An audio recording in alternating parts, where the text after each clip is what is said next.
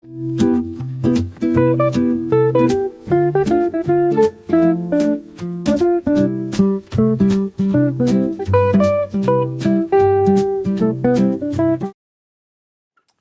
right, my name is Rich Schmidt. We're here with Mike Bathurst. It's August 26, 2025. We're at Mike's home in Portland. Mike, thank you so much for joining us today. My pleasure. First question, why wine? Why not? There's always sort of an interest in wine, and in a prior life when I was living in San Francisco, there was a group of us who started a wine club, if you will, a wine tasting group, and every 6 weeks or so, the topic would be Bordeaux or Burgundy or California Zinfandel or whatever, and there would be a budget, say $20 to $35 or whatever. Everyone brought a bottle in a brown bag, and we tasted around and we learned that. And in that group was a guy that I worked with who later on bought the rights to Esquin Imports. And he started importing wine, and I'd moved up here, and a bunch of the Burgundians wanted representation in Oregon. So this all started in about 1994 and came to fruition in 1995. And at that time, I'd moved up here to open up an office for a CPA firm out of Corvallis. And they wanted a Portland office, so I was trying to do both at the same time. And I figured with top-end Burgundy, it would be easy. It's not. Simply said to me, the wine industry is a high-touch business, which means it's people-generated, and it's a simple industry in the sense that it's blocking and tackling. And if you take care of the little things, everything else follows.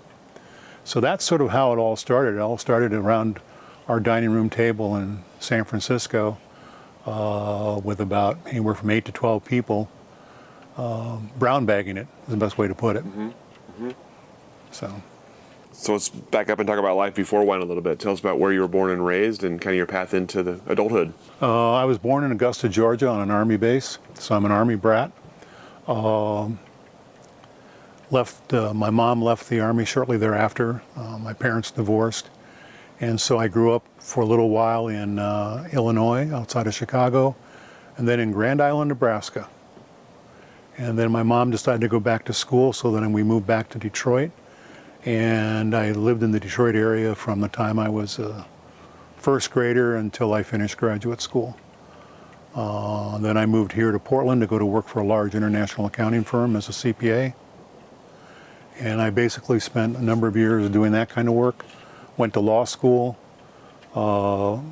met my wife in Seattle at a wedding where she was the maid of honor and I was the best man, and we're the only non-family. So I commuted from Seattle to San Francisco for about a year, and I decided to move down there and continued working for large firms, and then went to work for a large bank, and then came up here. Returned here because I moved out here originally in 1976 to Portland. So tell me about, as you were growing up, what led you down the path, the CPA path? What kind of prompted that? You know, I was always pretty good with numbers. I was pretty good with research, those kinds of things. You know, my undergraduate degree is, people laugh when they hear it, it's in theology and philosophy. But it's that understanding of philosophy, the logic part of it. So the accounting side of it just sort of made sense. Mm-hmm. And when I came out of undergraduate, the question was, do I go get an MBA or do I go to law school? Mm-hmm. And I said, you know, if I go to law school and hate it, I've spent a lot of money even back then, mm-hmm. and I don't have anything for it. Mm-hmm.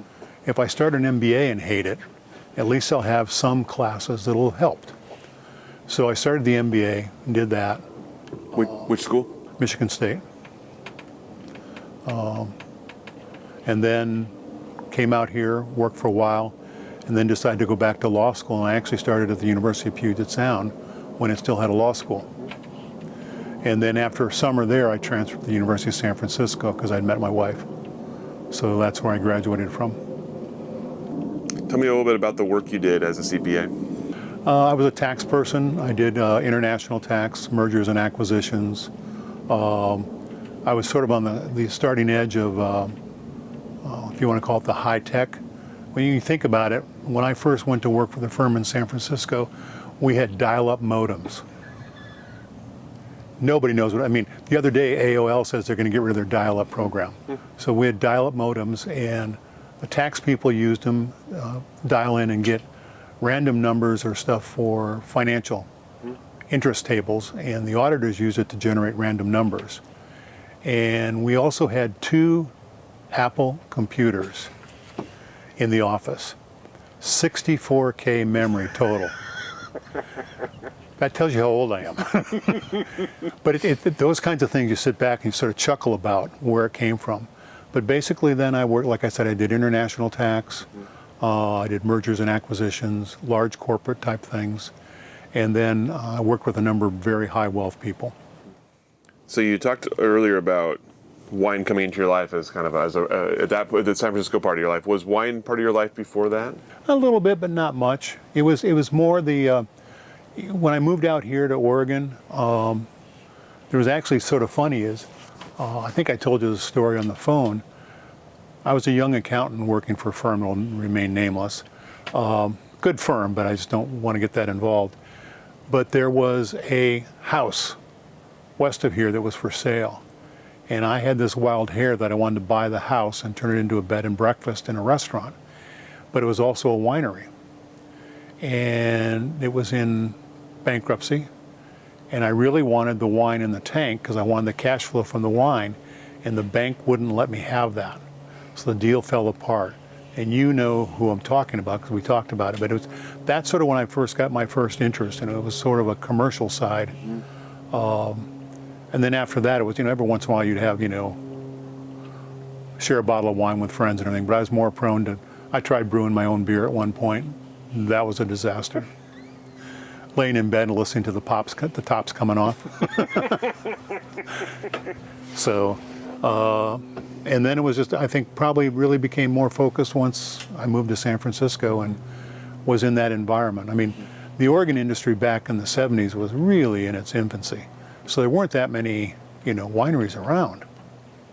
There just weren't. So, and when you think about it, some of the original ones were doing Riesling and Gewürztraminer and all those things. So, and only now you're starting to see that come back over the last decade or so, but there have been some changes. So as you were learning wine, tell me about what was interesting to you about wine and what wines you found yourself being drawn to.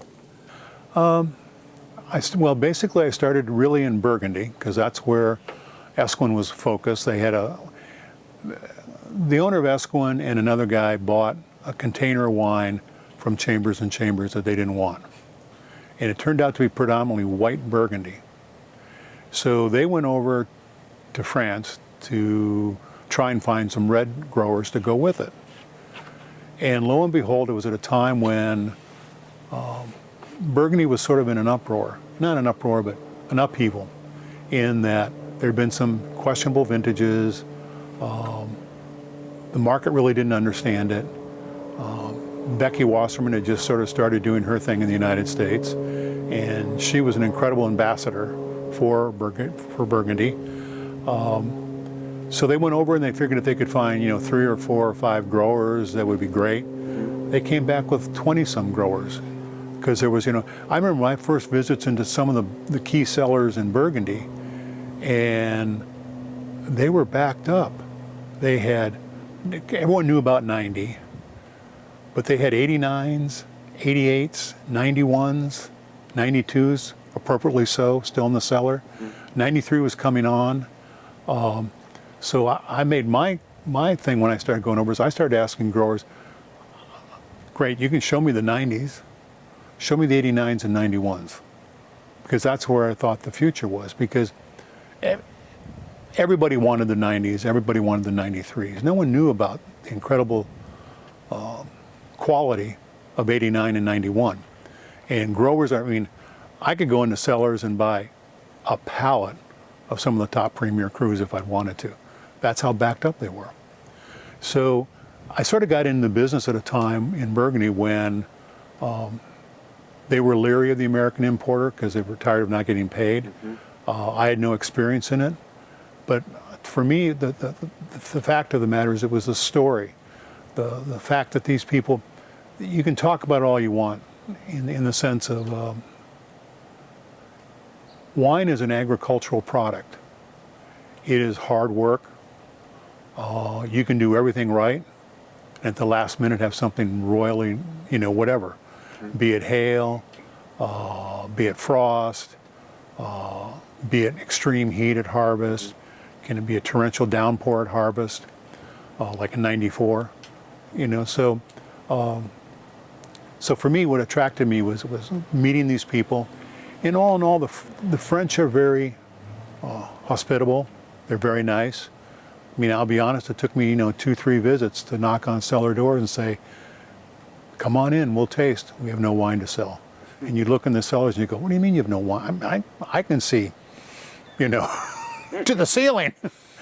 But it just took a while, and then that's how it sort of came about. And then when I broke off from the guy from San Francisco, I started to pick out areas. And so the next area I went and researched and studied hard and broke into was Alsace.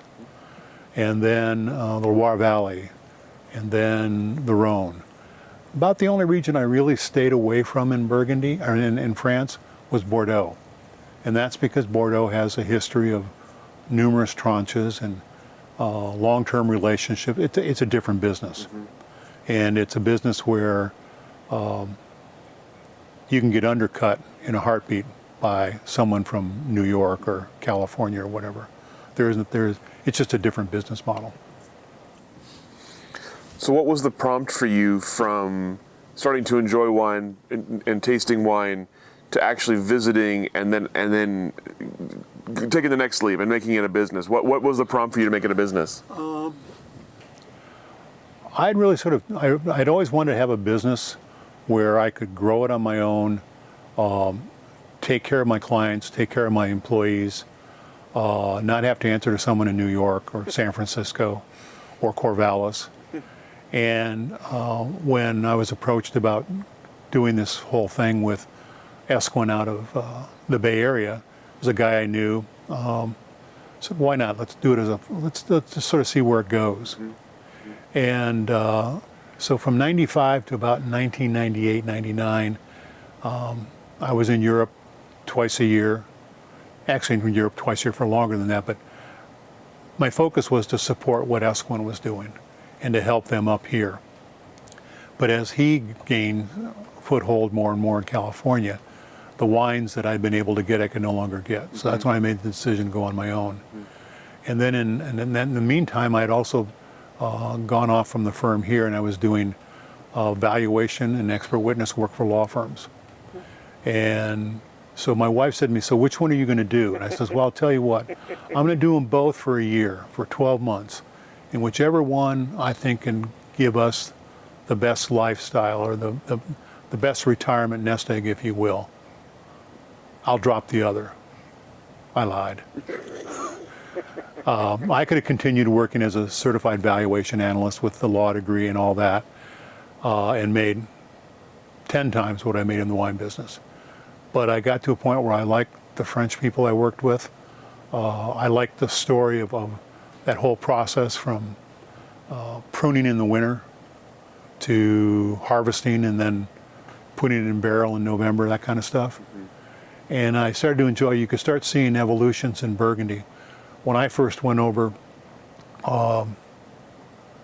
most of the domains were still in the father's hands. And Burgundy was really a man-dominated world at that time. And I remember going into one cellar that I didn't work with, but I got to know because there was 2 domains that basically shared a courtyard. And I worked with one of the domains, and they were really good friends. And so I got to know the madame of this other domain. And she was like a schoolgirl, that she had been invited to the Merceau Pauli. Women didn't get invited to that as domain heads. And so there was a change going on there that women were starting to go into cellars. One of the domains I worked with, father had made the decision that when he died, and he knew he was dying, he had cancer, that he was going to sell the domain to another great grower. And the great grower agreed to it. And after the father died, the great grower said to the madame and the daughters, I'll honor the deal, but I think you guys can do it. Give it a try. And it was truly one of the best domains I worked with. So there was that change from being man-driven to getting women in the cellar and women succeeding. So there was that part of it that was good, interesting to watch. It was also interesting to see where a lot of the young children of these growers had all gone to wine school. And so they all knew each other. And in the old days, there were wine growers who shared information, but not in the same way. So there was this change of if you will, gender. There was this change of age, change of philosophy, where, I mean, I remember tasting in the cellar of the grower that was supposed to buy the domain with one of the daughters. She had never been in that cellar. And there was there was this change that the public didn't see, and you can't describe it without sort of sounding like some sort of goof, you know. But it was interesting to watch. And then, like in Alsace, one of the domains I worked with, I was chuckling after you and I talked about 3 or 4 weeks later. I was on Facebook, and the lady of the domain had put up a photograph of her granddaughter, who was about 7, maybe 8, helping with bottling. Okay? Well, when I met that family, the father of that daughter, who now runs the domain, was 12 years old. So it's seeing that kind of evolution at the part that I think people ask me now, do you miss the business? And I go, not in the U.S. In Europe, I do. I miss, like I say, there were some people I worked with that were a royal pain, and when they became too painful, I just jettisoned them. But I had the privilege of working with some of the greatest people in France and Italy, and so in the end, it was. I never did this for lifestyle, in the sense that, you know, I don't, like a lot of people are out every night going to. For me, it was supporting these families, these growers, in the story they were telling. And you know, there's all sorts of crazy things that, you know, you sit back and you look at it and you go. I remember being a cellar. I was in France one June, and we're in the cellar, and you could hear the hail. The storm came in, and the hail was just horrendous. And I'm sitting there going, and we sort of wait for this time. We get up and we go out, and we hop in the grower's truck, and we go out into the vineyards, and all of a sudden he's got a big smile on his face. And I'm going, it looked like Freddy Krueger had gone through with a weed whacker and destroyed the vineyard. He says, it's okay, it's Chardonnay, at least it's not Pinot Noir. And I said, why? And he says, because we just crush Chardonnay and the juice runs off. Every little grape that gets bumped by hail gets a bruise, and that brings bitterness. And so with Chardonnay, it's not as big a deal as if it had been in a Pinot Noir. And you sit there and you learn those kinds of things. Or one of my first trips, again, in Meursault, I mean, it's 2 cellars in one day. Usually I was in 4 to 5 cellars a day, but I remember being in 2 cellars, 2 of the greatest growers in Meursault, and having one of them tell me that Vendage Vert is paramount to his success. And the other grower saying Vendage Vert is the devil's work. And they both make wonderful wine. So you learn real quickly that there is no recipe, there is no check-a-box. It's and then when I started the company, you're going to laugh about this, I was trying to figure out what I wanted to name the company, and I've always been enamored with the concept of terroir, because it's not easily described, and sometimes you can't understand it until you see the space, the actual place of the grapes. It's like when my first trip driving around the Corton Hill and going, those grapes, they're like next to the ground, and it's totally clean, all that stuff. It's not like here in Oregon or in California, but it's you realize that each grower has adapted to their place. And so that whole idea of terroir. So I was going to call the company Terroir International.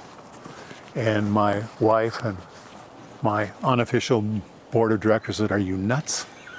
And I said, why? He says, it's not going to be Terroir International, it's going to be Terrorist International. So then I said, okay, Vin de Garde. So, and Vin de Garde as a company name opened a lot of doors in France because of what it means. Not so much in Italy. So. And what does it mean? Cellar-worthy is the best way to put it. So when you say someone their wine is Vin de Garde, it's a compliment. You know, unless it's something they want drunk early like a rosé. But even some rosés are cellar-worthy. So, but it was fun. I spent a lot of time there. My trips were usually 2 to 3 weeks in length. I normally worked every day. I even got some growers, even though they thought it was ridiculous, I could work with them on a Sunday. Because time was valuable. Over time, you know, I got to a point where I'd be over there, maybe I'd take a Sunday off or whatever, or Sunday would be the day when I'd make the big drive from one part of France to another part of France. Because it's when you think about it, it appears to be a big country, but surface area, it's about the same as Oregon and Washington. And that was the other thing that's really funny is when I'd go into cellars and I'd say, I'd like to work with you in Oregon and Washington. And you get this stare. Because they're thinking Washington, D.C. So I finally started taking a small map of the United States. So I could say Oregon, Washington, Washington, D.C. No. But, you know, because the United States is big. Because like I say, when you look at a map, France looks really large. And it is, but it's not as big as most Americans think it is. So tell me about kind of a two-part question. Tell me about identifying the people you wanted to work with, and then about building the relationships. You mentioned French being kind of suspicious of Americans in your role at that point. So how do you build that relationship? How do you convince them that you're worth working with? I think the big thing is being consistent. Back when I first started, you didn't have the internet, so you had to do a lot of reading. You would take the growers you were working with, and when you'd visit, you'd ask them, you'd say, hey, do you know of anybody in Village ABC that's, you know, looking for representation? The Grand Jour de Bourgogne was a big event that was very powerful for me because it enabled me to see, I could go into one of the tastings and you knew who the great growers were in that village. And you could go taste their wines. And then you could look around and you knew who didn't have representation because of where they were placed in the room. And you could go taste those growers and find it, okay, this grower is an A, this grower is a C, keep notes, this grower is a B, worth visiting. Because you don't know. You keep the notes on the C because you don't know where they are in their evolution. You never, how do you want to say this? People used to always say, well, you don't want to taste that. Why not? Because you learn from flawed wines as well as you learn from great wines. And you learn what a grower is. I mean, so I always had a theory that basically I'd have to see a grower 2 or 3 times before I'd make a commitment. And when I first started, my commitment, what I called my gamble money, was $5,000, which back in '95 was a fair bit of money. And the theory being that I would taste and I'd figure, okay, I can sell this here, this there, and all that. So I've got 60-70% of what I'm ordering sold. So my profit's now locked up in what I don't know where it's going. So that's the key, and that's the gamble. And towards the end, that gamble number was 30 or 40,000. Different game, different thing. But you find people that you think are doing things well. You look at their vineyards closely, see how are they taking care of their vines. You look at their cellars. I don't expect them to look like an American cellar because the buildings are older. And some of the buildings, you know, there's one of the growers I worked with in Burgundy, once they put the wine in vats, they couldn't go check it because there was no ventilation in that room. A great way to die. So you have to look at that. You look at, you know, so you're looking at all the little things. It's like terroir for growers. You know, what do they like, how do they treat their people, all that kind of thing. And I'm not looking for, what I'm looking for is sort of a respect of what they're doing. And then you just have to work with them, and you have to, the guy from Esquin used to always say, well, you're what's the word he used to use? I can't remember now. Equivocating. Because people always say, well, how much of our wine do you think we can sell? And I says, I think I can sell X. Well, can you sell Y? He says, I can work to sell Y, but I think we can sell X. And so I always had an attitude of undersell myself so that when we overperformed. And then the other thing I learned in listening to sellers is because I was new, I had no credit rating. Pay your growers on time. You pay your growers on time, it gets around. And in 28 years, I had to make only 2 calls to say, can I get an extra 30 days? And that was because I was doing some direct importing for a retailer in Seattle, and he stalled and stalled and stalled and stalled. And I finally had to ship a container. So I had 2 containers arrive on the same day, the Wednesday before Thanksgiving. I had 2,700 cases come into our warehouse in one day. And so I knew I was in trouble. So I called one guy who was actually an American, who you guys probably know of, Alex Gamble. And I said, hey, Alex. He says, no problem. Even if you pay me 90 days late, you're better than most of the Americans. I probably shouldn't have said that.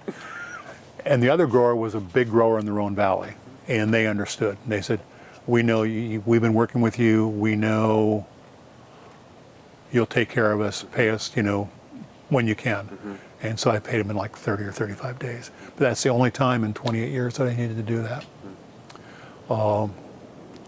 And I think that's the other thing. I remember when I was visited in one cellar with a retailer here. He'd found this grower, and we went there, and it's sort of an interesting day. The day started out bad in the sense that I almost took out a row of his vines because it was snowing and the car slid. And he had just left a relationship with a large national importer that hadn't paid him, so he was all worried and all that. And he asked me who I worked with, and I told him I worked with so-and-so, you can call him. And 8 days later, I was in that grower's home for dinner in the Rhone Valley. And the guy looks at me and says, so, I hear you got a new winery. I do? Yeah. You got a domain up in Marmonday. Oh. So basically he had called, and they'd said, yeah, he pays. That's all it took. So I think, taking care of paying attention to what's important to the grower. We all focus on what's important to the retailer or the restaurant here, and that's important. But also pay attention to what's important to the grower. So I think that's, I don't know if that answers your question, but. 100%. Let's talk about the other end of it then. You mentioned that. So you're in France, and you're finding places you want to represent. You have an idea how to sell them. Tell me about on the other end. How are you building relationships on the American side, and how are you getting the wine where it needed to be? How are you deciding or realizing where you could sell these wines? Basically, my focus was always more on the, how do you want to call it? I don't want to say esoteric side, but I didn't want to get into competition with the really, really large importers, distributors, because they can crush you. I wasn't interested in trying to service every large retail grocery store in the state. I definitely wasn't interested at all in working with, say, someone, and not to say anything bad about them, I think their wine program is tremendous, is Costco. We just didn't have the wherewithal to do that. There were a couple times when we worked with some large national importers that we had some stuff where we had to do stuff with things like Costco, where you had to price and cut boxes and all that and deliver it and set it up. And that's a problem when you've got to go to Warrenton, Oregon, and other outlying areas where it's like people always say, well, why don't you do more business in Ashland? And I says, Ashland is 5 hours. So I've got a driver on the road for 10 hours. He's got to deliver down there, so that's 2 hours. I can't have a driver on the road for 12 hours and have him come back up and work the next day. So unless I'm shipping, $7,000 or $8,000 worth of wine to Ashland, So it's more you pick what you want to chew is the best way to put it. And so I didn't focus on every restaurant. I focused on key restaurants. I didn't want to have a breadth of restaurants. I wanted to have depth in restaurants. In retail, I wanted to work with the best of the retail shops, focusing on those. And I know that when COVID hit, we did really, really well because we were not restaurant dependent. We were off premise.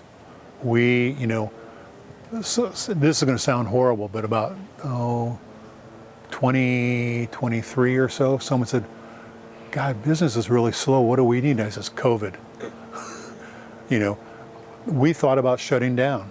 And we went through the whole process of, okay, how do we take care of our people? How long can we take care of our people? My business partner he was scared. I knew that I was old and I'm overweight, and so I was a perfect target for COVID. Amazingly, I didn't get it until 2.5 years later, and after I'd had multiple shots. But we went through that whole thing, and I have this huge spreadsheet that I built up so that when I'd send POs to Europe, I would forecast out, and I would say, okay, I would take last year's sales and take 80% of that. That's what our revenue is going to be. I always take a 20% haircut and go through it and sort of figure out if I'm short when it comes time to pay a container, if I'm short $20,000, I don't care. If I'm short $100,000, I got to think about how I'm going to do this. So I did the same thing with the COVID. I did a COVID model from February through June. And one of my drivers says, you can't send us home and pay us. If you're going to pay us, we have to work. So let's sit down and figure out how we're going to do that. So we sat down and make a long story short, we figured it out.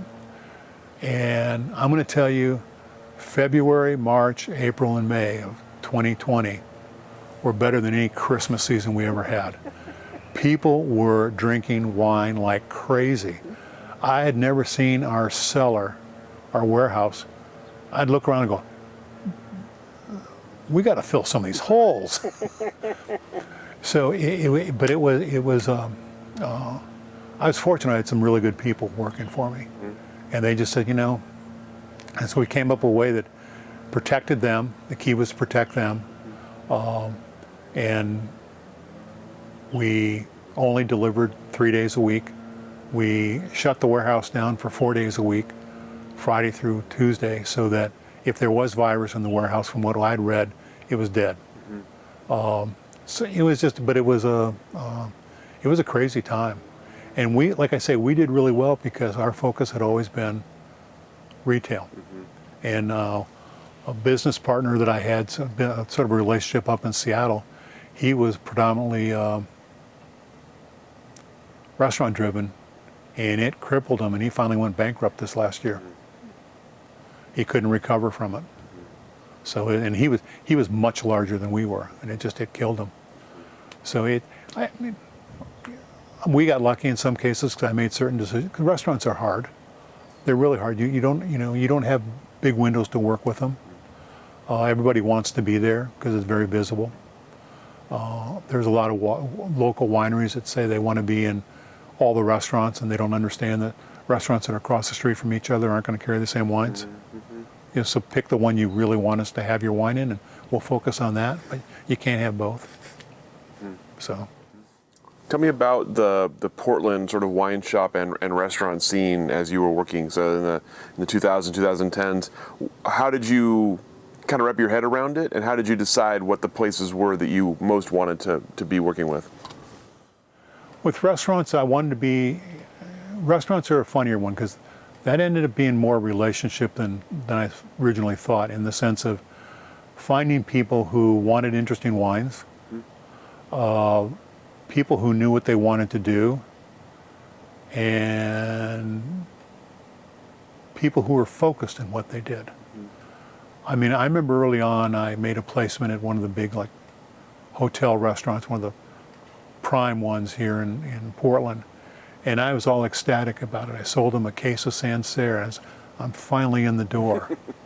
And it took me another 7 months to sell them anything else because their wine list was like 900 bottles. and that all of a sudden you learn, you go, why am I spending time on a list of, and that their list was focused because it was an internationally acclaimed kind of place, and it had a lot of business travel in it, so they needed all these choices. But by having all these choices, if I want to bring something in, I got to figure out, So I started focusing on smaller places, places where, they had maybe 4 or 5 wines by the glass that were white, red, and rosé, so a total of maybe 10 to 12 wines. And then their long list was maybe another 20 or 25 wines. And they were willing to, as the chefs changed things, change the wines. So I started focusing more on those kinds of restaurants and getting my people to focus on those kinds of restaurants. And then by doing that, by giving them the things they're interested in, then they'll give you the glass pours. And the glass pours in a restaurant is where you make it. And then in retail, it was, you go into a retail shop and you want, to me, this is my own personal opinion. And it was funny, they were talking about on the Wall Street Journal, the wine page the other day, talking placards, those kinds of things. I like it best when the retailer does it, because they're the one that's selling the wine. I had one retailer say to me, well, if you can't give me talking points, then how can I get the wine on the floor? And I said, well, I can tell you what my talking point's going to say. Best damn wine in the world. Best value wine in the world. And there's no reason for your customer to believe me. But they'll believe you because you want them to come back. So I always look for retailers who had an educational program, who took the time to build their clientele, to educate their clientele. When I was living in San Francisco, I used to go to a wine shop called the Jug Shop. And this is when I started getting interested in wine. And I would go in there, and there was a guy there, his name was Josh. And he'd see me come, so what are we doing tonight? I says, well, we're having some people over and we're making XYZ, and I want something to go well with that, and I want to spend $35 to $50.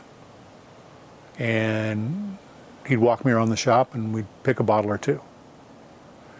And one of the bottles would work and one of the bottles wouldn't work. And I could go back and tell him why the bottle didn't work, and he'd go, okay, fine.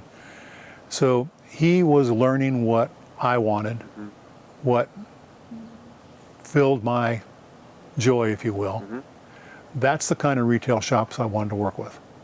Because to me, at the end of the day, part of it is a story. And the story is from the dirt to the bottle.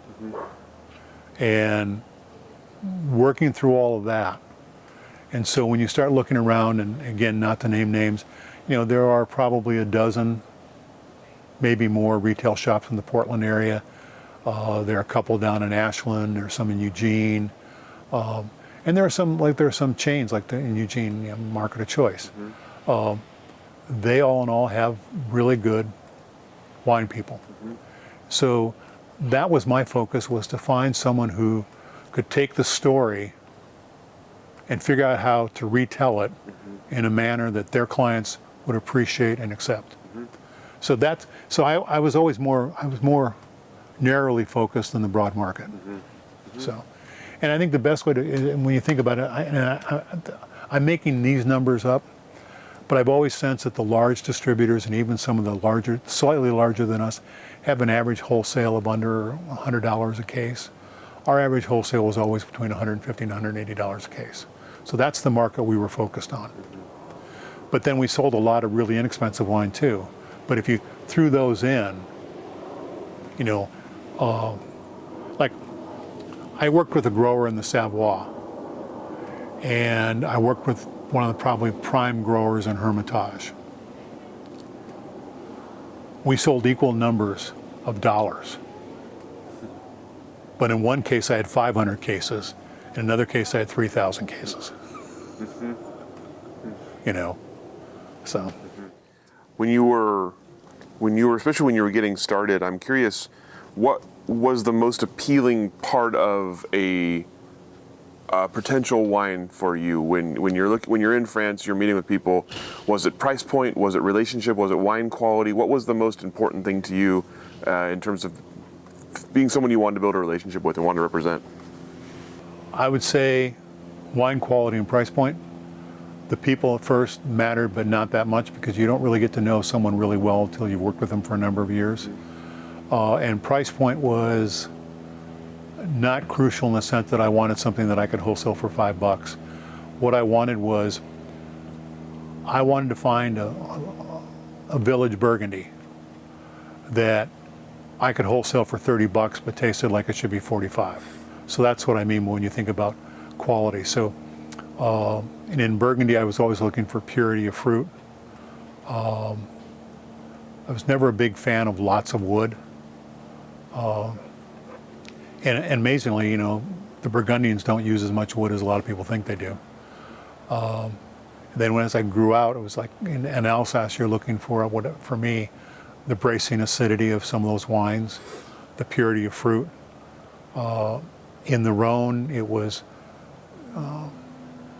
for me, I'm more of a northern Rhone. I like Syrah better than Grenache. But Syrah grown in the southern Rhone can be really bad, and Grenache can't grow in the northern Rhone because it doesn't have enough heat. And Grenache was always one that was hard to deal with, because when Grenache is on, it's really on, but it can get so ripe. So it's a matter of finding, and then there are people who really like those super ripe wines. So it's finding the balance of that. And then also when you go to retailers, listen to them, and you look around their shops. Like when I used to first go into a restaurant, for example, I would look at their wine list, and I'd say, okay, good wine. That sucks. That's the one I'm going to go after. And so you build it up that way. But for me, it was really the purity of the wine and what I perceived as value. And the value wasn't $5, and it wasn't $100. It was the wine better? Could I sell the wine where I could make what I needed to make and have the retailer and their client feel like they were getting value? Tell me about building a team. What were you looking for as you were hiring people? That's a funny one, because it really changed over the time. Because when you're a small company and you're a commission-based company, you have to find people who, someone one time, I'm not sure I should say this, do you want someone who's wine knowledgeable, or do you want a capitalist pig? And I said, I want the capitalist pig, because I can teach them the wine, or they can learn the wine. But if all they're enamored with is the wine, can they sell? And for me, it's, there are a lot of people in the industry who love the industry, they love the business, they love the wine, but they forget that it's a business and you have to go out and sell. And so they become order takers. And that's great if you've got a huge company and you want them to walk the shelves in a grocery store. That's great. But when you're a small company, you need people who have a passion and knowledge about the wine, but also know that to keep going, they need to sell the wine. Because that's what Vin de Garde needed, and that's what Vin de Garde needed to keep Domaine ABC and Maison DEF going. And I looked for people who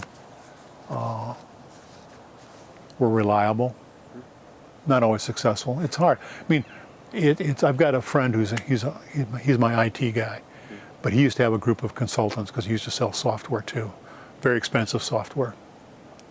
And he says, managing salespeople is like managing cats. You know, and it really is. It's hard, and when you find really good salespeople, you want to keep them. And unfortunately, we hired a lot of people who really became very good salespeople, and then got hired away. And that just, that's part of the thing. Like with some of the Washington wineries, we took them from, 200 cases to 1,500, 2,000 cases, and then they went to some bigger distributor. And that's just a function of that's the world that Vin de Garde lived in. And when it first happened, there would be a lot of stamping and yelling and hollering, not with the people, but I'd come home and my wife would say, "How was your day?" And I'd say, "You don't want to know." She says, "I probably don't." But then you just realize that, that's what we did. We built a brand sometimes and we lost them.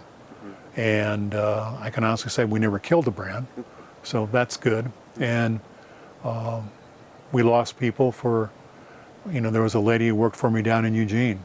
She was spectacular, but she got an offer that she told me when I said, "Look, if you don't take it, I will."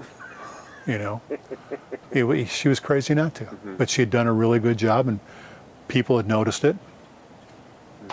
So I can't complain. So. What were the biggest surprises to you about getting into the business? Obviously, you had dabbled in it, and you had been in San Francisco, starting your own thing. Was there anything that you weren't expecting about being in the business you were in? Not really. There were little things that occurred, like sometimes with, we had an Alsatian winery that had their back labels, the government warning label was on a clear label with gold print, and trying to get that label approved with the government was like, I thought I was going to reach through the phone and strangle the woman. Those sometimes the persnickety of that kind of stuff got you crazy. Towards the end, a lot of the stuff that was going on with the way the taxes were being done and there was the credit, those kinds of things. But it was like early on, I used to try to get as many growers as I could to go to the IPNC, and towards the end, I stopped doing that because I'd bring a grower, and some big guy would see him and steal him. It's like I had a grower in Alsace, Rene Murray, great guy. His Pinot Noirs were phenomenal. His wines were phenomenal, and we did really well. We sold I'll give you an example. We sold 500 six-packs of his Cremant, and brought him, and then 6 weeks after, he says, "Well, I'm going to go with so-and-so on a national basis." And the guy said, "Well, we'll work with you here." And he gave me the prices, and I go, "No." The Cremant would have gone up by 60% in price. So, that kind of stuff and a lot of times I'd go into a cellar and I'd always say, I like your wines. If you don't have representation, I'd love to talk to you. If you have representation, we're not talking. If the time comes that you want to make a change, you know how to find me. But I never pitched a grower that I knew had an importer. And I was always hesitant to make an appointment or a rendezvous with a grower that had an importer. Sometimes I would say, "Look, I'd love to come and taste your wines. I'm coming as a consumer, not as an importer." Because I'd heard things I wanted to learn from them. But you always had to keep your ear to the ground as to who's, you'd always say, "So who have you been, who's been visiting you," and that kind of stuff. Or it's like I told you about one of the growers we got. I wouldn't tell. I have a Champagne grower and a Rhone grower. I wouldn't tell the staff we had them, that we'd landed them, until the wine was in a container, the door sealed, and the container on the water. Because because both of them were growers that everybody in this city wanted. And I got lucky. So that part was sort of irritating, because like I said, I've always said is there's a lot of wine out there. You don't need to go be stealing stuff. But on the other hand, if people want to change, then you listen. Then you get some particularly domestic wineries that change all the time. Those are ones you want to stay away from. There's a reason they can't. There's a reason they can't stay married. I would say one of the regrets I had in the business, and we talked about it on the phone, is I wish I'd been more disciplined when I started. Not to where I did it every day, but maybe every other day or so. I wish I'd taken the time to sit down and write notes. Not that I wanted to write a book, but some of the things that occurred on these trips, they're hysterical. I've got one of the first trips, I used to stay in a little village called Bouillon, which is outside of Savigny-le-Bon. And it's a village of about 140 people, I think, back then. And they had 2 hunt clubs because it was like the Hatfield and McCoys. This little town, there was like, but it was where Jasper Morris from England had a place. And we used to rent his jeep once in a while. And then there was another jeep we used to rent. We used to call it Cat Alley, because when you pull in to drive down the street at night, there'd be all these cats, because it was a farming community, so they were out hunting mice. And it was where Becky Wasserman and Russell Hone lived. And one of our first trips, we were walking from our jeep to Becky's house for dinner. And we were talking, and I had a bottle of wine in my hand, and it was dark. It's a little village, not quite up in the Haute, but there are no streetlights.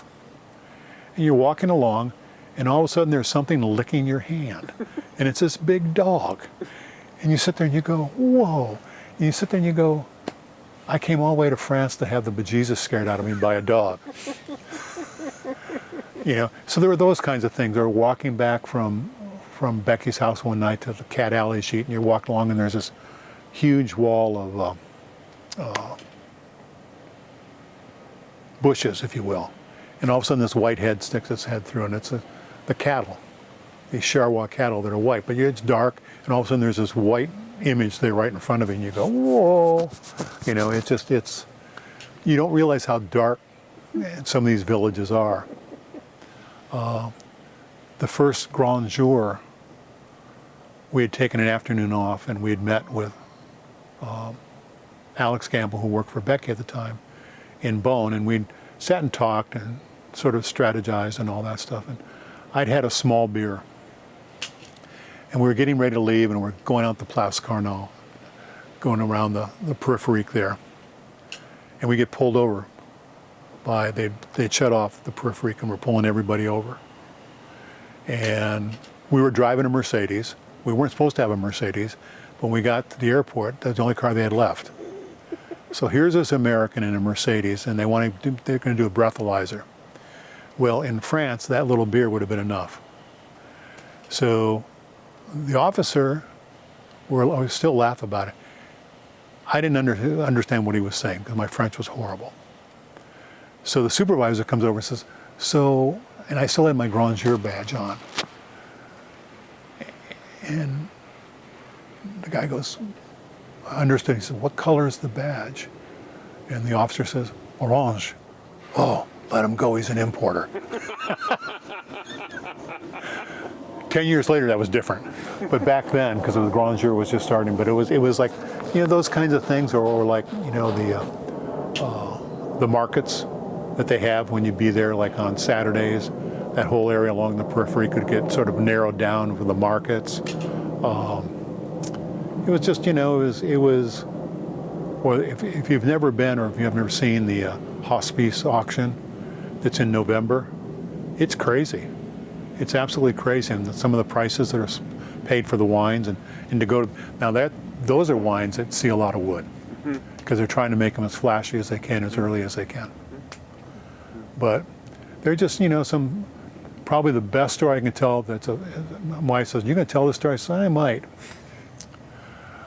I was getting ready to leave Champagne on my way to Alsace, and someone hooked me up with a grower to go visit. And we got along famously. And what was supposed to be an hour event turned into a 5-hour event. And if I'd had the money, I would have started working with them. But at that time, I was just sort of on the edge where I couldn't. I said, you know, then someone discovered them. But in the meantime, going from Champagne to Alsace, you have to go over the Vosges Mountains. And at the time, the tunnel was closed. And going over the Vosges Mountains at night, it's spooky, scary. It took me a long time to get to Ribeauvillé. So by the time I got to Ribeauvillé, where I had my hotel, it was like after 11 o'clock, and they had locked the doors. And this is winter. This is like March. And I go, I went up and looked at no night bell, anything like that. Walked around to see if I could find anybody that, whatever. No luck. So I got in my car and I went down to Colmar to see if I could find a place. Couldn't find a place. So I went back up, parked the car in front of the thing, and proceeded to sleep in the car until the hotel opened. And it was cold, so every about an hour or so I had to get up, turn the car on, and warm myself back. I'm done that. So that day I'm visiting one of the domains I've been working with for a long time. And Martine says, God, there was some crazy person slept in their car in front of the hotel. And I go, really? And she goes, yeah. I can't believe that they don't realize they have to get there in time. I says, really? She goes, yeah, And I says, Martine, thank you for insulting me. It was me. That story made the rounds because I had like 4 growers in Ribeauvillé, and they all knew it by 1 o'clock. Their importer was an idiot. But it is truly one of the great stories, because it was like finally someone showed up about 8 o'clock. And so I walked in, I checked in, took a shower, and got 2 hours of sleep with my head on a pillow instead of on the back seat of a car. But those are the things. I mean, when you get some. It takes a long time sometimes to get places, because even though it's not a big country, other than the auto routes, it's all sort of back roads. Makes Highway 99 look like a freeway. So, and then Italy was a thing where we got into through an agent, and found some things there. Italy was an area that I was going to grow over time. I stayed away from Italy for a long time because people used to always say, it's amazing you know so much about Burgundy. And I go, Pinot Noir, Chardonnay, Pinot Blanc, Pinot Barreau, and Gamay. What's to know? When you look at Italy, there are 342,000 different varietals of white. That's a little bit of exaggeration, but that's what it, and it's a harder, but we were working there. We'd worked our way through Piedmont, through the Marche, some other areas. We were getting there. But then it was time, time to sell. I realized all of a sudden I was getting older and time to move on and all that. So. What was that process like? It was hard because trying to find the right buyer, and for a long time, I focused on the wrong buyer. In the sense, not the wrong buyer, but I wasn't thinking about it the right way. What I needed to do is find someone who needed what we had. And, we had some things. So I was always very leery about, I didn't want, non-disclosure was important, because I knew that in this industry that if my local competitors knew that we were for sale, they'd go after the growers.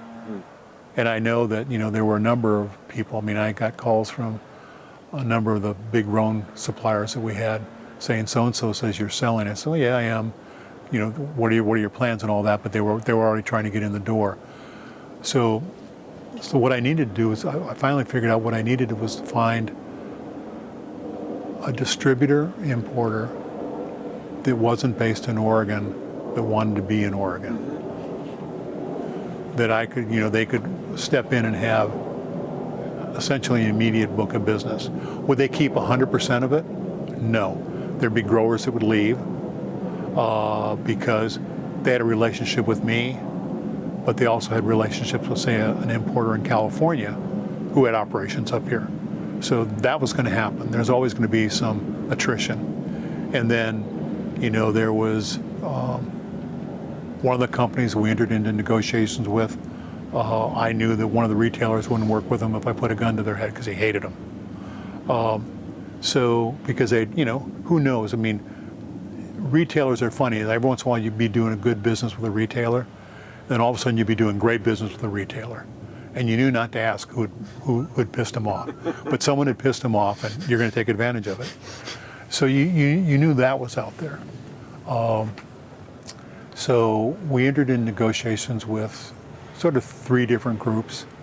We had a decent offer from one, and then they withdrew it at the, sort of the last moment. Never really understood why. I have suspicions. I think they realized that they were maybe biting off more than they could chew, and I think that they had some issues that I had suspicions of that were now sort of weighing on them, and so I think they were afraid that this could be troublesome for them. The people that finally we sold to, we'd entered negotiations with them once before, and then my partner and I walked away from that because it just made no sense, and we waited and we watched, and then we went back to them, and we finally were able to put together a deal. There's some things I would do different. There's some things I would do the same, but I think that's, no matter what you do. I mean, it's like when you go to Costco, you buy X, Y, Z, and you get home and you say, oh, I should have bought A, B, C too. But it's like anything, there's no perfection. It's interesting to watch the decisions the buyers have made. In some cases, you sort of go, because I'm a really firm believer that it's like, once you get like a particular wine that retailers have been buying year after year for their wine, for their case of the month type of thing, you really want to keep those things going. And if you lose them, it's not like they're going to pick it up when you come back next year. If you're late delivering, you've lost it, because the retailers are going to move on. There's, like when I started, there were like maybe 30, 35 distributors, importers in Oregon. Now there's probably, I'm going to guess, 80. Retailers have an immense amount of choices. They don't have to work with you. They have to want to work with you. And by doing that, you have to take care of them, you have to be nice to them. Sometimes you have to say no, but you need to be consistent and get them what they want, so that you can sell them what you want. There's 2 pieces to that. So after spending that kind of time and kind of personal capital building up a business like that and building those relationships, tell me about kind of on this end of it. Now you're not in it anymore. How does it feel to see? I guess, how does it feel to not be in the business? How does it feel? I got out at the right time, maybe a year late. And what I mean by that is I think the industry's changing. I think some of the changes are good. I think some of the changes are bad. I think because of the wealth that's been generated in this country over the last 2 decades, there are a lot of people who've got into wine as I'm not sure what the right word is, an ego thing maybe, the derogatory sense of it, the ego thing. And there are people who are willing to take advantage of that money to make wines that probably shouldn't be made. There are wines that get imported that probably shouldn't be imported. I mean, I used to view Vin de Garde and Casa Bruno and Estelle and all those companies as the barrier, you will. We were the defense force by going over and selecting the wines, having a faith in them and bringing over. But now, the state of Oregon, it's easy to become an importer. Some states it's not so easy. So anybody that has a little bit of money can start something, and they need wine. I started at a time when France needed markets. And so you could be very selective in what you brought back to the country. Today there's so much, it's going to be interesting what's happening. I was reading something in Wall Street Journal or New York Times. In 10 years, 50% of the winemakers in Bordeaux will be retiring. The amount of vines that are being ripped out, and this has been going on for a long time. The French government has been buying alcohol, wine juice, if you will, to turn into alcohol because there's such a glut of wine. So maybe that'll self-correct, but here in this country, they're still planting, and they're still planting in some places that maybe they shouldn't be planting. So I think that's a change that I'm not real fond of. Again, you're a young person, the person that's filming this thing. You're used to using the internet. I'm an old guy. I like to go into a wine shop and touch a bottle, look at the bottle, see who the importer is, see what is there a story in the back of the bottle. It's sort of like my wife listens to books on her iPad. I couldn't do that no more than the Man in the Moon. I got to have a book in my hands. I'm of that school. You need to touch and feel things to figure out whether they're real. So there's that change that's coming about. I don't know whether that one's good or bad. I view it as sort of in between. I know that I doubt that I will ever buy wine on the internet. I may go on the internet to go to, like, say, a winery and say, can I order some of your wine? But to be part of an internet wine club, probably not. First of all, I don't need to, because I've got off-site storage with 200 cases of wine in it. And I probably have 80 cases in a cellar here. But so in that sense, I'm glad to be out. I miss the people. I still stay in contact with some of them. I've purposely not stayed in contact with a lot of them because I want to let the buyers create their own relationship. I don't want them thinking I'm interfering, and I don't want the growers thinking that I'm their ambassador. I'll be their ambassador if asked, but so I'm sort of been very cautious about that. So there's a few growers that I've stayed in contact with just because we've got a 28-year-old relationship. It's sort of like, whatever. I still talk to a couple of the agents. There's one that's I work with Italian wines, and we just talk because we're both recovering attorneys. He was in Washington, D.C., and I was in San Francisco. And then there's an agent who retired about the same time. He's in New Jersey, and he was a source for a lot of the French people we worked with. And he's just because he's a character, because he's just so...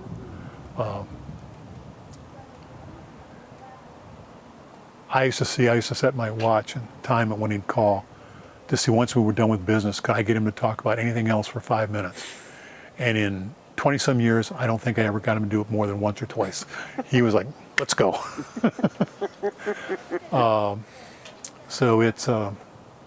So no, I don't miss it. I don't. Like I say, I miss some of the people.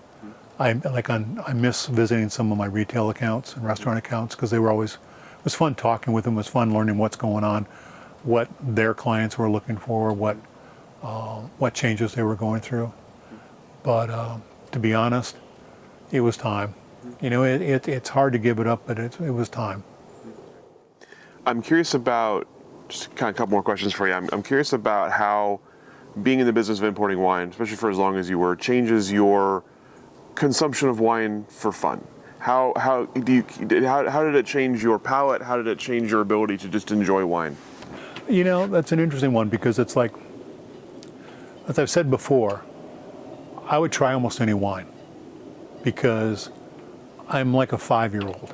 I'm curious. It's like, what makes this good? What makes this bad? So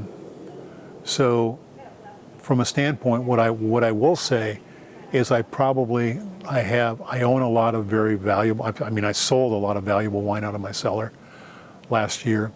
I still have a lot, but I find that I like simpler wines, if you will, wines that you can sit down with friends and solve the world's problems. And when the bottle's empty, open another one. It's hard to, in the way we eat. My wife and I, we eat fairly informally. We put a lot of vegetables on the grill. She has her way, we put fish on the grill. If we have my way, we put pork or chicken on the grill. So, drinking a big Hermitage, isn't really called for. So I used to always say that when you built a cellar, you need to think of the major events in your life. Birthdays, anniversaries, other special events, those kinds of things. And so you needed to have bottles for that and then for other things. And I find now that even on the special events, I'm more prone to open up a bottle of, I don't know, a bottle of Village Burgundy than Grand Cru. Because if the Village Burgundy is not quite right, I'm not as disappointed. So, and like in the summer here, like I still remember, this was before I was in the business. My wife and I were living in San Francisco. We weren't married yet. I don't think we were married. We both took a Friday off of work and we went up to Napa and we went to Table 29. I don't know if it's still there or not. And my wife used to view rosé as white Zinfandel. She had no use for it. So I said, well, let's order a bottle of, no, we're going to order a bottle of rosé. Again, this is going to age me. On a restaurant list, a bottle of Tempier Blondel Rosé, $29 on a restaurant list. Ever since that day, she's become the rosé queen.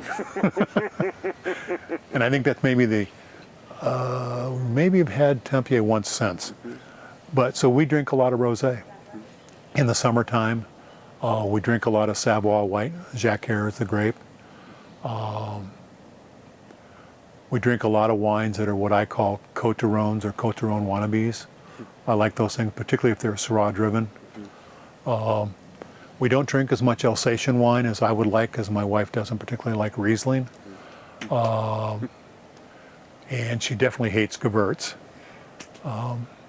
So what it's changed is I don't know whether it's being in the business or just as you get older,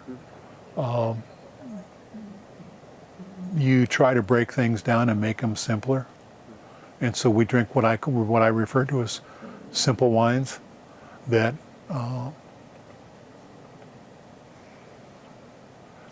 more pleasurable wines. And it's like we had a bunch of old Australian wines that we had brought, that we'd gotten from Grateful Palate before they went under, and we destroyed a lot of them when we shut down the warehouse.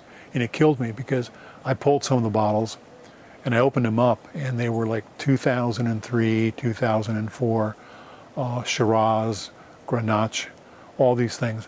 These wines were stellar, absolutely stellar. But when they were young, they were interesting to taste, but you didn't want to drink them because they were so big. But the bottle age has made them more complex, more balanced, more elegant. So if you look at, that's what I'm more interested in. I used to be a big Zinfandel drinker. I very seldom drink Zinfandel today. I've never been a big Bordeaux person. Never been the only big thing I ever had in California was Ridge. I used to buy a lot of Ridge and drink a lot of Ridge, and I sold a lot of Ridge last year. And that was just because we used to go down and visit when we were living in the Bay Area. It was a great place to go down, take some friends and a picnic lunch and buy a couple bottles and sit out. They had tables and all that, and it's great views. In Oregon, I've never found a loyalty to any particular winery.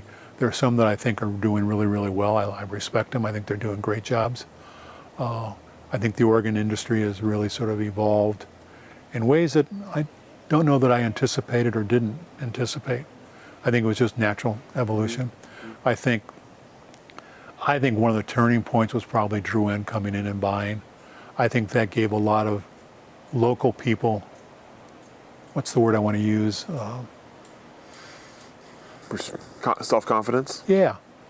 I mean, when you have a family like the Drouhins come in and make an investment in your neighborhood, it means you've been probably doing something right. You may not have done it completely right, but you've got the right idea. And that's all part of it.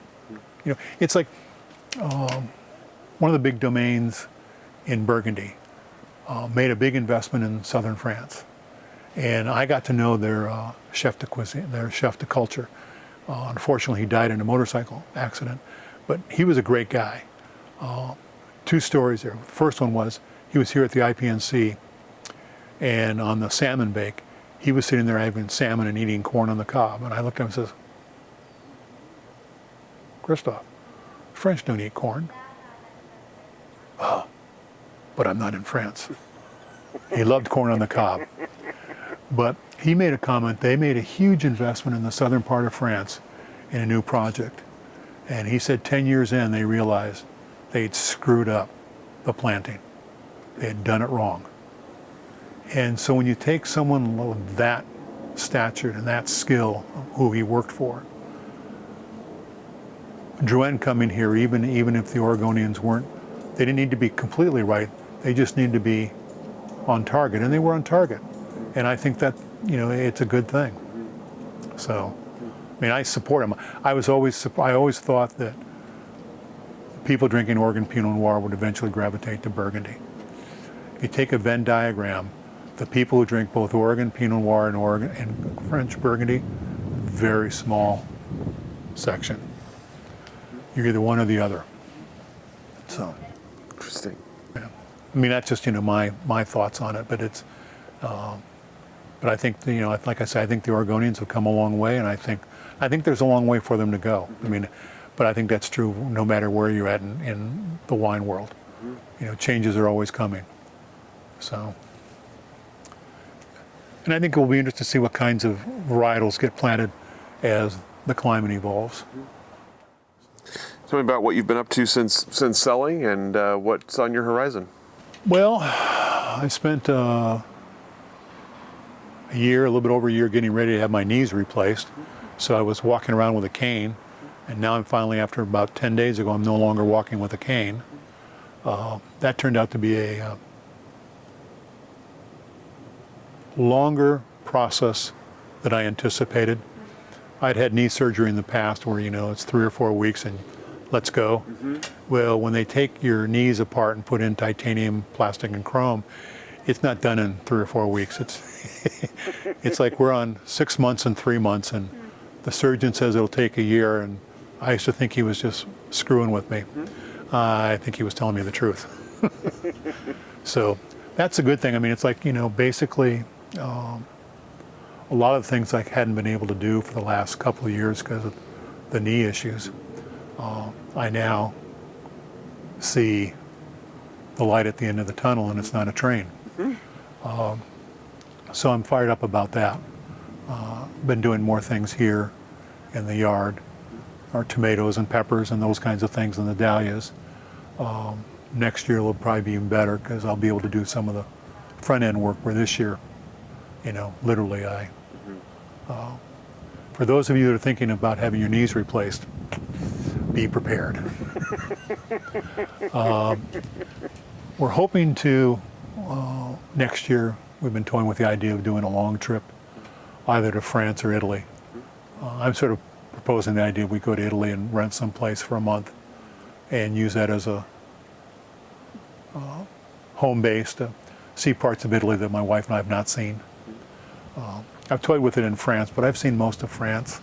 I still want to go back to France and visit with some of our growers that have become, sort of like family. Not family, but like family that supported me when I was starting those kinds of things because they're good people. Because they're getting old just like I am, so better do it soon. Other than that, it's hard to say what you think retirement's going to be, but it's right now it's just getting myself being able to be totally mobile again. Mm-hmm. Like to spend more time behind the camera instead of in front of the camera. Photography, video? Photography, yeah. Video I think I'd be horrible at. Because I'd be the guy videoing the stupid dog stuff or talking my son into doing stupid dances with his daughter. The kinds of things that people say, why are you wasting our time with that? And if maybe get back into fly fishing. Mm-hmm. I used to do a lot of fly fishing. I haven't done that now for 4 or 5 years because the knees were, it's a long process. I don't know. All sounds pretty good. Yeah. I can take that. Just sort of kicking back and enjoying, like to go visit. I've got a half brother in Florida and some family in Florida. Sort of go down and maybe see them sometime. Still have a whole bunch of family in the Midwest. Both my wife and I are from the Midwest, but neither one of us are in a big rush to go back. So it's a great place. Midwesterners are great people, but the summer weather is horrid. The humidity, no, pass. It's like here, I think today's humidity is like, I don't know, maybe 45 or 50%. And some people like from Arizona would say, oh, that's horrible. You don't know what it's like when it's 92% humidity. So, and maybe sit down and maybe write some notes about the stories I'm trying to remember from there, because it's I think one of the things when my son was 7, he went with me on one of the trips, and outside of Bouillon it's called Abbey de Marguerite, and it was an abbey that was a ruins, but they started building it in late 900s, finished it in the 1100s, and it started to go into ruins in the 1300s. And trying to explain to a 7-year-old that whole thing, and then taking out a stick and drawing a line in the dirt and saying, okay, this is when the abbey was started, this is when it was finished, this is when it started to crumble because it was abandoned, and this is 1492. And then you turn around and say, and I couldn't say it to him then, but I would say it to him now, and we started working with domains that started growing grapes prior to that date. I worked with 2 domains, one in the Savoie, in Jura, and one in the Rhone, that started in 1460s, 1470s. That kind of history I think that's the thing that will always strike me about what I did for 28 years, was the people. And in the case of the fellow in the Rhone Valley, we went to where the original family started growing grapes. And there was a ravine where he had spent, I think it was 10 years, replanting 1 R of grapes, which, if I remember correctly, is about 1/10 of a hectare, because they had to reclaim the land from all the oak trees that had grown. And it was only afterwards, when you started looking through, you could see the old walls that had been built for these vineyards. And they had to take all those out and rebuild them. And I said to him, I said, so why? He says, this isn't for me. This isn't for my children. It's not for my grandchildren. It's for their children. It's that mentality among some of the vignerons that will always stay with me. In America, we think about what's the profit in 90 days or what's the profit in 180 days. And here's a guy who's probably at that time in his 40s, I'm going to guess. I don't think he was in his 50s. I'm going to say he's in his 40s, making essentially a 50 to 100 year commitment. And who knows whether those vines will still be there, because who knows what's going to evolve, not only just in the wine world, but in the world of France and the world of whatever. But I think when I think back about it, it's that mentality that kept me going for 28 years, to be around people that had that kind of thought process. It's a perfect way to end it up. That's all the questions I have for you. Anything I didn't ask that I should have? Anything we didn't cover you wanted to cover? No, I mean, I thought about putting together a list and putting it down here, and I just, sorry for being a little bit too monotone. No. I think I was more, excitable when we were talking on the phone. No, it's fantastic. You have a great cadence. It was an interesting business to be in. I was glad I was in it. There are times when I think about it financially where, Maybe I shouldn't have lied. Maybe I should have gone the other way. But like I say, I come back to that mentality of not for me, not my kids, not my grandkids, but their kids. And and more importantly, when you see oak trees on a hillside that are massive, and then you see the wall that was built before those trees were there, and you realize how old those walls were and how long it took with modern technology to replant this vineyard. There was one point where I was standing in the vineyard, and there's a picture of it. A retailer put a picture of it up, and I've got a picture of it. But I'm standing there, and all I could think about is, overweight American importer falls and destroys vines, because it was so steep. Because the vines were fairly young at that point. They'd been, maybe in the ground 3 or 4 years in that area. But that whole mentality, or like now, the 7 or 8 year old granddaughter helping with bottling. When you realize that you've worked with, I don't know many wineries like that in this country, where it wound up being big corporate money. Maybe we'll see it as it goes on, but most of the wineries that have been successful have now been sold. They haven't, not many of, I don't know of many that have carried on to the next generation or the next generation.